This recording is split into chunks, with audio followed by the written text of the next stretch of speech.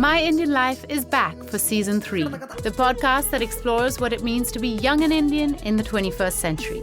With guests from all walks of life. Singing is a part of storytelling for me. I need to tell my story to the world. And from all across this huge country. So as a tribe, we are not mere part of nature, but we are nature. Each with a story to tell. Winning the gold medal in Paralympics was a dream. That's Kalki Presents My Indian Life from the BBC World Service. Just search for My Indian Life wherever you found this podcast.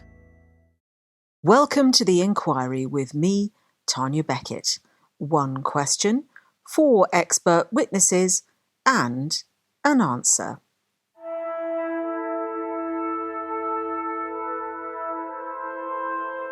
The world is in the middle of an energy crisis. Russia's invasion of Ukraine has led to an energy price shock, the likes of which has not been seen since the 1970s. Many countries have rushed to produce more coal and oil to bring down prices, and this has contributed to existing worries about damage to the environment and climate change. But there's also been a renewed focus on how countries can generate more power from sustainable sources and rely less on fossil fuels and the international market. So this week on The Inquiry, we're asking, can a country live on renewable energy alone? Part 1. What is renewable energy? Renewable energy is one that has an everlasting source, and specifically in our case, the sun provides us a never-ending supply of energy. And so when the sun's energy reaches the earth, it can directly convert to electricity or to heat, and it can also warm the earth, which drives the wind. So renewable energy is energy that is ever replenished and is sustainable. Our first witness is a world-renowned expert in solar cells and is also working out how to convert the most populous US state to renewable energy without the risk of blackouts. I'm Sarah Kurtz. I'm a professor at the University of California, Merced. Solar and wind energy make up 1/10 of all of the electricity generated around the world. But we currently get most of our renewable energy globally from hydropower, or the generation of electricity through the flow of water. We've been generating electricity from windmills, water mills and solar panels for nearly a century and a half. What's changed in recent years is that the technology has become more efficient and cheaper. The cost per square meter of a panel is about the same as if you hired somebody to come in and paint your house. So it's really amazing how much the costs have come down, the efficiencies have gone up, the rate of change of the evolution of the technology is actually accelerating. Scientific progress has led to solar and wind power growing in capacity and making up an increasingly large part of the energy mix. But we still face limitations. When the sun sets, we need to figure out how to use the sun's energy to keep the lights on during the night. And so we need to have a system that can be automated to identify when we're going to have renewable electricity and when we need to use storage to be able to provide electricity in the gaps. Storage comes, of course, in the form of batteries. Now, this is one thing when we're talking about powering cars or heating, but we've seen that high power prices have left many manufacturers finding it hard to keep going, and this needs to be factored into our thinking. But only once a significant proportion of our electricity comes from renewable sources. We don't need to have storage until we get up into the range of something like 15 to 25%. Our ability to deliver the large-scale storage is not yet adequate, but it is, I think, currently one of the main bottlenecks, although we could do much more with solar and wind than what we're doing now without storage. Battery capacity isn't our only challenge when it comes to renewable electricity. Solar panels, hydro plants and wind turbines need to be situated in locations that allow them to work best. Fossil fuels, by contrast, can be burned to produce energy close to where it's needed. With a car that you fill with gasoline, you can fill it at a rate that is really remarkable in terms of the rate of the energy transfer. But if you look at putting out a solar panel, the rate at which it collects the sunshine is much slower. Also, if we want to rely more on renewable energy, we need to build more capacity to produce it. Production capacity is currently forecast to increase by over 60% between 2020 and 2026 globally. But when we're working out how much electricity we need, we have to bear in mind that as the global population grows, so does demand for energy. Getting the infrastructure developed can take some time. It took us decades to develop our current grid that has put wires all across both cities and countryside. And to be able to develop renewable energy to the same level, we should expect will take decades to put in that infrastructure. And so it's just a challenge of how quickly we can move. Building renewable electricity generation is cheaper than coal and gas plants, but the money still needs to be made available to make it happen. The technology is there to do it, but investing in that infrastructure is difficult, both for permitting and policy reasons, and also it can be difficult to identify who will pay for an expansion like that when it's something that the whole community uses. There is a country, though, whose government made a very large call on all of this a long time ago, and whose electricity is almost all from renewable sources. That country is Iceland. Part 2. Fire and Ice. If you invest in the right infrastructure, a renewable one that supports a green future, the benefits is something that people do not reap the day after or in the years after. The infrastructure can support generations for decades. Iceland is often referred to as the land of fire and ice. An island of just 1/3 people that can be circumnavigated in less than a day, this small Nordic nation is home to some of the world's most unique geology. As its name suggests, 1/10 of Iceland is covered in glaciers, but it's also home to scores of volcanic mountains. This is because the country sits on the border of 2 tectonic plates, or a split in the Earth's crust, so heat can make its way up to the surface from closer to the Earth's core. The result is not just a mass of volcanoes, but also hundreds of hot springs. My name is Halla Hrund. I'm the Director General of Iceland's National Energy Authority, and I come from Iceland. Halla explains how in 1908, over a century ago, Icelanders began to harvest the heat from hot springs to warm their homes. There was a farmer that found a way to connect his house to a neighboring hot spring, then few others did the same.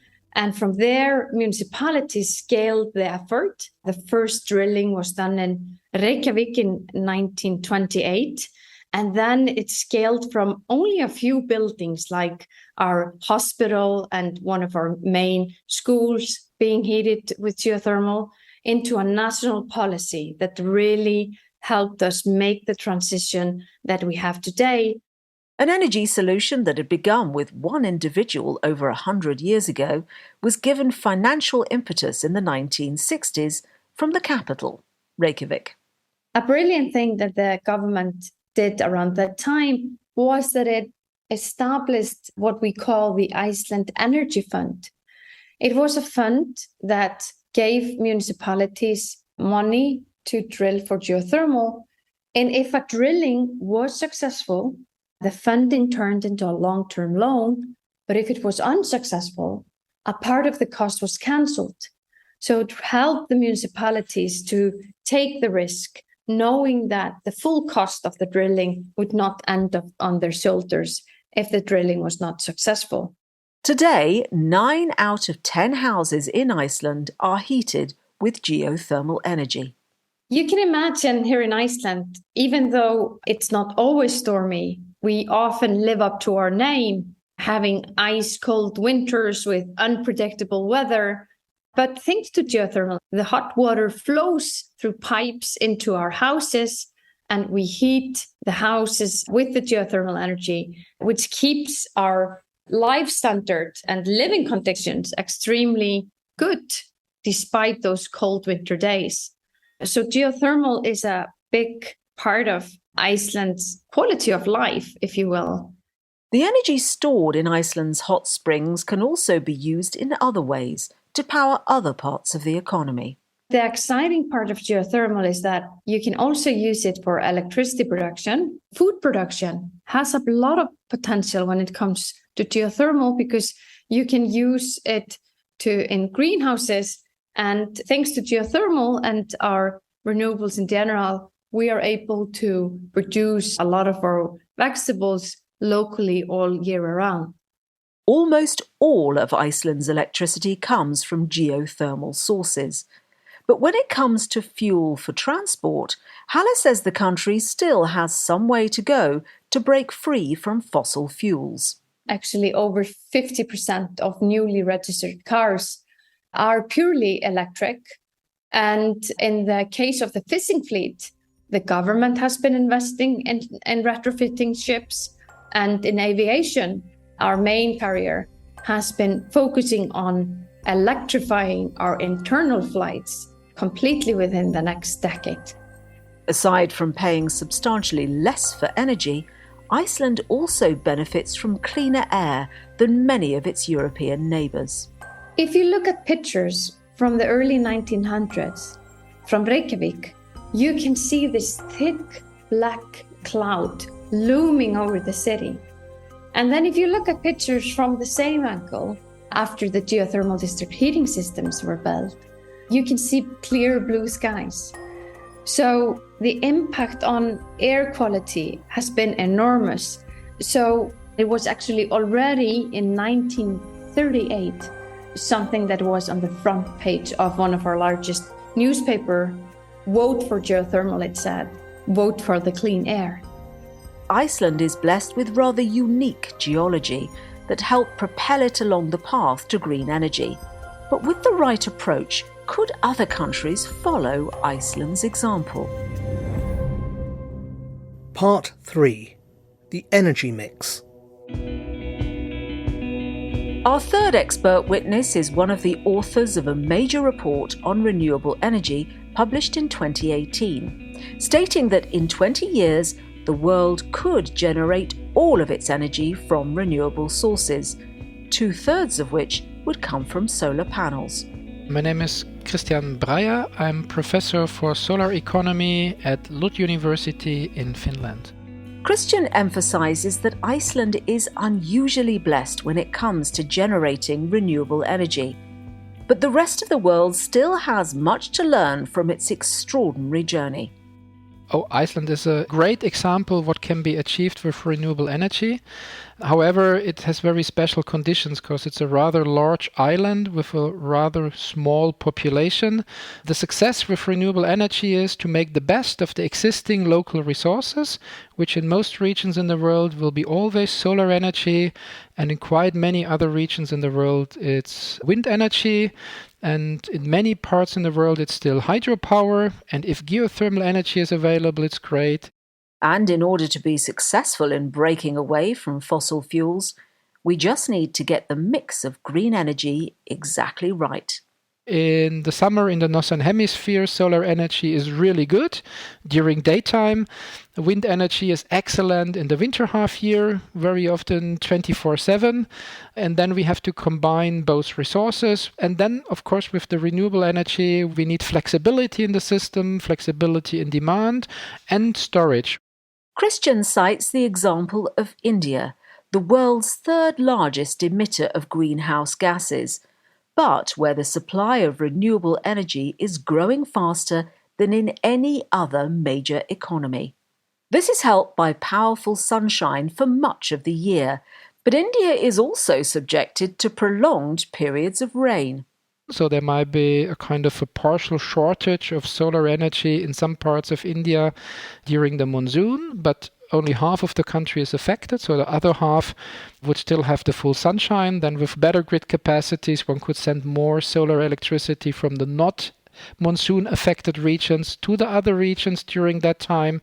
Aside from transferring electricity from one location to another, as we heard earlier, an alternative solution is to have enough battery capacity to store it locally when the sun isn't shining.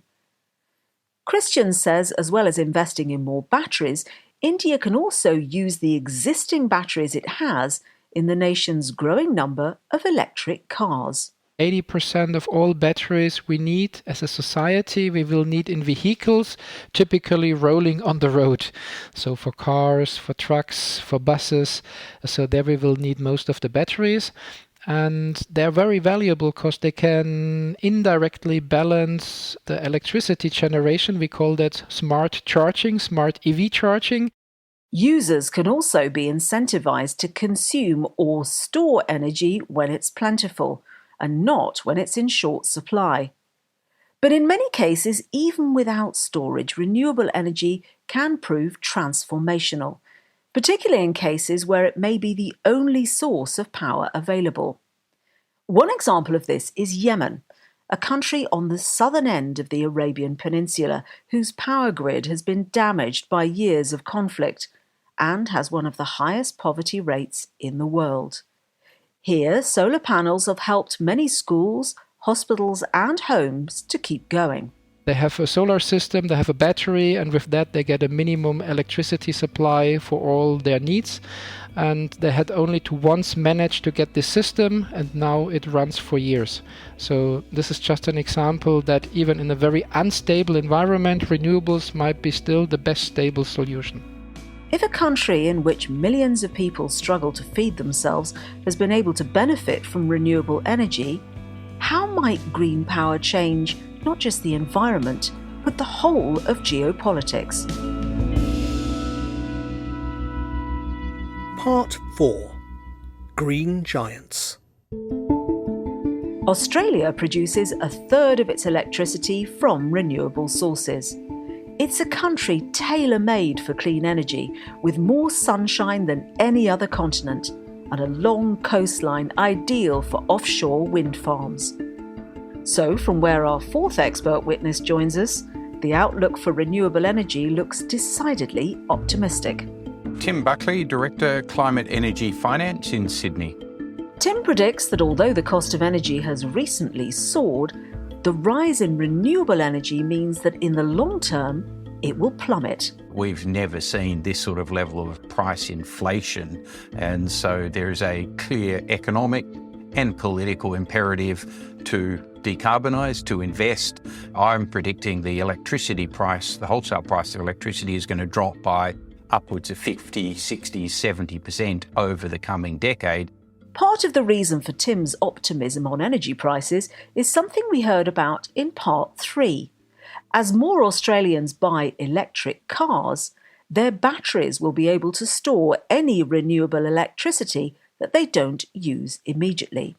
When you're looking at 20 million batteries on wheels, that will play a huge function in terms of absorbing excess generation every day. When it's sunny in Australia, the price of electricity will probably be negative, and so you'll be able to charge your car free if it's plugged in. But then, obviously, predictably, the sun goes down at 6 o'clock at night, demand goes up as everyone goes home, and I think those electric vehicles are going to play a key role there. So it is the convergence of transport, power and industry that makes this a rather complex and messy transition.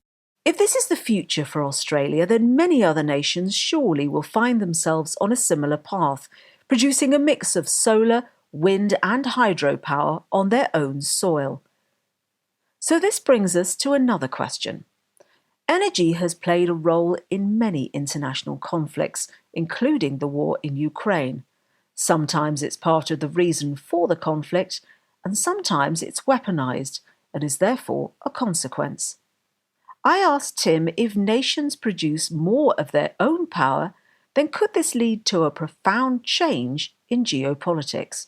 Almost every country in the last 100 years has been ruled by energy security pressures. Obviously, the wider European market is getting a very rude wake-up call as to the risks of energy security, reliance on other countries' benevolence in supplying your core infrastructure. And so you are going to see a massive shift in the geopolitics and the flows of energy and the types of energy that are used. How will this pan out then between countries? Will there be energy superpowers, or will more countries simply be self-sufficient? We are going to see a massive global realignment, and one of the wonderful things about renewable energy is it encourages countries to be self-sufficient so long as they have strong solar radiation and good wind resources. So we're actually going to see improved energy security for a number of countries, Australia being one of the major beneficiaries, but countries like China and India, America will all increase their self-sufficiency of energy. So it's going to improve the geopolitical issues relating to global energy trade for some countries. So what regions of the world do you think will struggle to make the transition to renewable energy? Japan and Korea have been in difficult positions for decades. They're very large, heavily industrialized economies, very dependent on imported fossil fuels, but neither country has very good solar radiation. They don't have a lot of land onshore for wind. They've got high population densities, so it does mean that they are challenged. So they'll be some of the harder to decarbonise economies, and they are going to be constrained by their continued use of fossil fuels. So now we return to our question. Can a country live on renewable energy alone? The short answer is yes, it can. Some smaller nations now get nearly all of their energy from renewable power, Costa Rica, New Zealand, Norway and Iceland being 4 of them. And there are several large countries, China, Australia and India, making huge strides. The question of transporting electricity from one country to another via so-called interconnectors is in many cases a task fraught with difficulties. But there have been some successes. In 2021, the largest undersea cable in the world began transporting renewable electricity between Norway and Britain. It allows excess renewable power to flow from one country to another, depending on which nation has produced more than it needs. Countries, though, which are geographically or politically isolated and don't have good conditions for producing renewable energy, are likely to find international collaboration a struggle. But the largest stumbling block is unquestionably the building of renewable energy capacity. A final word from our second expert witness. And if we don't use the energy crisis in Europe now to invest in the right infrastructure that supports the green transition, we have lost an opportunity, and we will be living with an infrastructure that does not support the climate goals, not for the next few years, but for the decades to come. This episode of The Inquiry was presented by me, Tanya Beckett. The producer was Ravi Naik. The researcher was Anushka Mutanda Doherty. The studio mix was by Richard Hannaford. And the editor is Tara McDermott. Hi, I'm Kalki Kekla, Bollywood actor and host of My Indian Life, the podcast that explores the lives of young adults in 21st century India. Okay, this is where I belong. And we are back for season 3. And what I saw was obviously beyond and blew my mind. I'm meeting more remarkable people from every corner of India as they reveal their unique personal stories and share how they navigate modern life. It's really important for us indigenous communities to stay connected with our roots. I can't be special that I'm only having these ups and downs every day with my body. I felt like super motivated to do something for the country. That's Kalki Presents My Indian Life from the BBC World Service. Just search for My Indian Life wherever you found this podcast.